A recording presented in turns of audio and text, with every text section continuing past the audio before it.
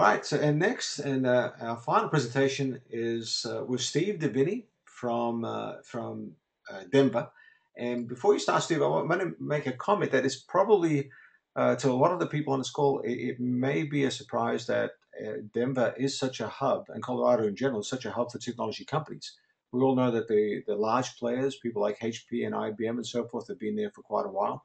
But when you and I were talking, you were pointing out that there is quite a good ecosystem of intermediate-sized companies and a lot of startups as well, and that leads to the fact that that's why PSVillage is having breakfast in Denver. So, Steve, you there? There are indeed, Joe. Thank you for the introduction, and good morning and good afternoon to everyone. Appreciate having the opportunity to share with you some of what we've discussed here over the last 3 years, and here more recently in our last 2 breakfasts around these topics that have been discussed today.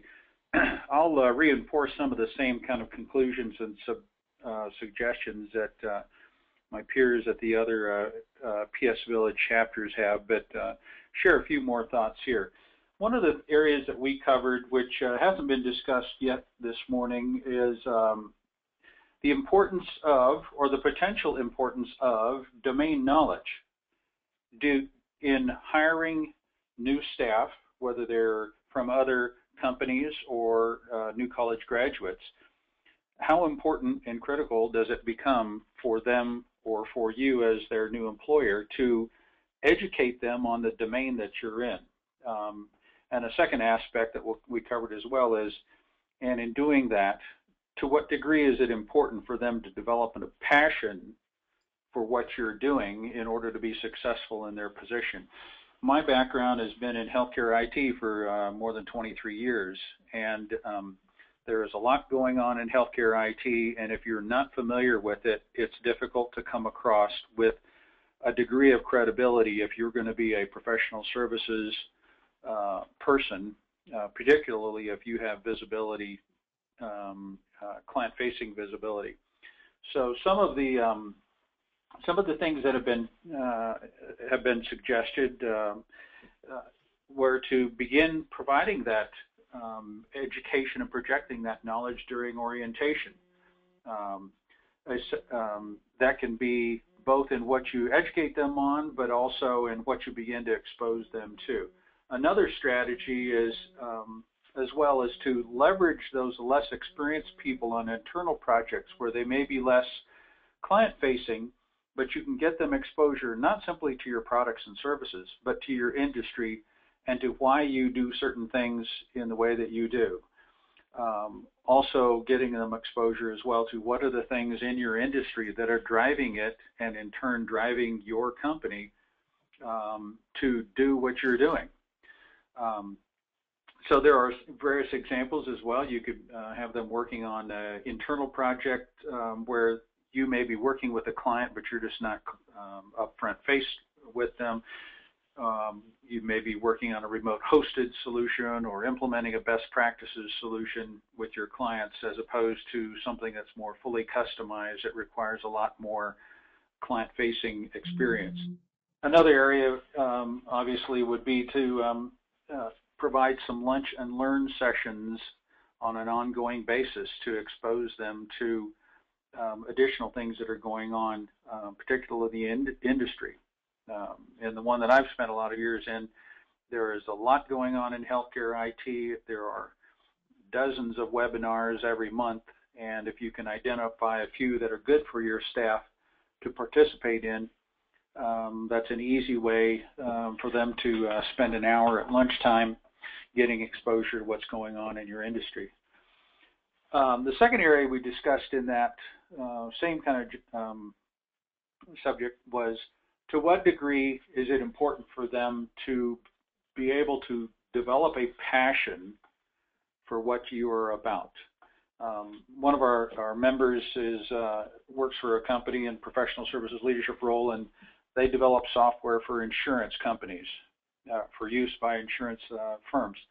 And he says it's pretty challenging for them to bring in newer staff and really project a great passion, because many of the staff aren't that excited about insurance, but it is a nice job. So we have a variety of those. A second area that we then talked about, and Joe will go to that next slide after the domain knowledge, is this area around offshore challenges. Some of the challenges there, and it could be both offshore as well as onshore partner challenges. Offshore partners, if you use them, they may not be able to ramp up as quickly as you may need, but it will depend a bit on what purpose and what roles you're using them for. If you're just having them backfill purely internal roles, it may be one thing, but if you're going to have them in mission critical roles on projects, it may be more challenging for them to step up that quickly and be able to be productive. And there's a variety of issues around that everyone would understand. They may not know your local market complexities. There may be challenges around verbal communication if English is not their primary language and you're operating in an English language market. There are, however, ways and to work around that. Some of them, in our case, of our members here in Denver, some are obviously taking the approach of selecting people and hiring people in the local market or their national market through business partners who would better understand what is going on in that market. But in all cases, even if when working with offshore clients, our members here in the Denver group are working hard to educate their partners, whether onshore or offshore, in what their business is and what their company culture is, not just in their products and services, but what they're about, why they're in that business, and how they conduct business, and therefore how they want their partner to fit into that. Some examples, some have invited their business partners to spend time working in their offices. They've invited them to participate in collaborative staffing of events like conferences and things like that, to do co-presentation of conferences or webinars, co-authoring of white papers and things like that. So it's a way for them to project some of their business and how they operate and what the culture of their firm is, working with their partners. Some have even conducted or at least offered to have a somewhat modified orientation of their business and products and architecture for new partners or for new staff at partners on some scheduled basis.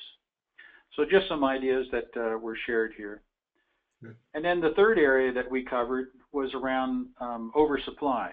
Some of you may not have an issue with oversupply, but as Keith and Irene and some others have mentioned, there are ways to go leverage those staff when you have a short-term situation where you don't have enough billable work to put them on, but you want to retain that staff.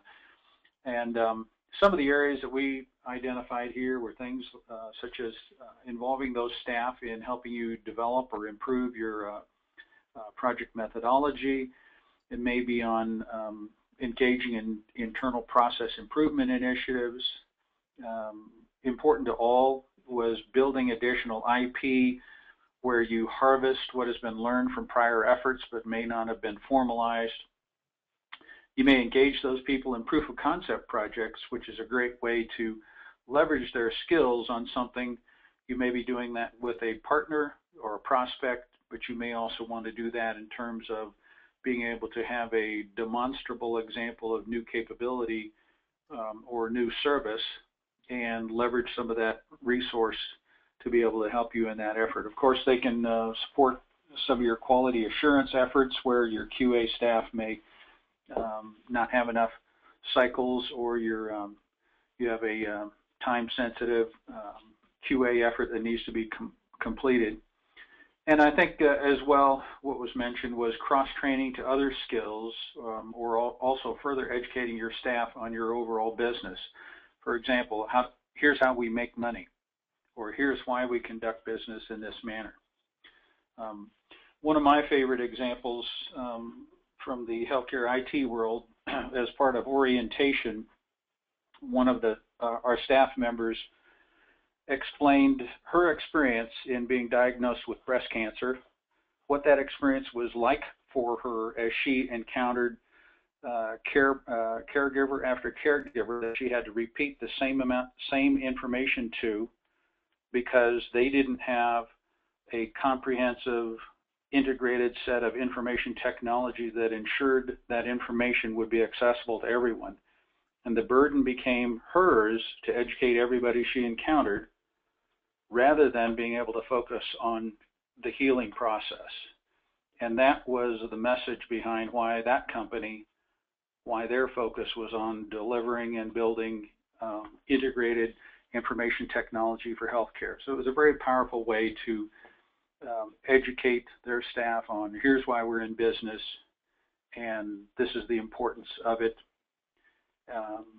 And it was a way for them to take advantage of that time that their staff may have in order to be able to help them better grasp that. Joe, I'll finish there and hand it back. I know we're short on time here. Terrific. That's great, Steve. Really appreciate it. And we are going to have to wrap up because we're running over. But I see a thread. Well, firstly, that last comment you made, very, very powerful to have a person like that on staff. And what a great learning experience for you folks. But getting back to the thread that I see here, we see two threads, and that is the partner comment, discussion on partners, and we've got a lot of questions about that. We won't have time to answer all of them. What we'll do instead is I'll go offline and we'll send email the responses to the folks. In fact, connect the people who have asked the questions with the panelists. The panelists have actually had to drop off as well. So I think right now, Steve, it's just you and me. And the other thread, of course, is managing your staff, managing downtime, and resource management. So the summary I've got here is that it would appear that across the nation, from the perspective of our breakfasts, that the services business is thriving in general, that people are looking for more and more staff, local staff. We haven't talked about offshoring. And there's a shortage of staff, driving services folks to reconsider campus recruiting with all the challenges that has. So it's really good to see the comments coming across supporting all of that. Okay, Steve, well, thanks again. And with that, I think I'll need to wrap up because we are running way over time. There's just one additional slide I'd like to show you, and that is this one for the Executive Breakfast for 2013 coming up next year. You'll find this on our website, but the reason I want to mention this right now is because the topic that we're having next year, it will center around selling services. And this is services people selling services. We'll have guest speakers at a lot of the cities that we're at. And I know it's a big topic for everybody and a real pain point. So I think we're going to get a really good response to that. So there are the cities there. You can register for the Executive Breakfast at our site. And they do sell out very quickly. They're limited. So I would encourage you to register soon if you're interested. So with that, I would like to thank everybody on behalf of myself and Terry Jansen, who's on the call. And also I sincerely want to thank the panelists today who spent many hours preparing for this and took time out of their day, and it's end of quarter. And I want to thank the sponsors again, and thank all of you for joining. We had a tremendous turnout today. And this is one of our first in-house webinars, and we expect to have many more like this. I believe it was a big success. Thanks to all, and we'll wish you a happy new year. All the best.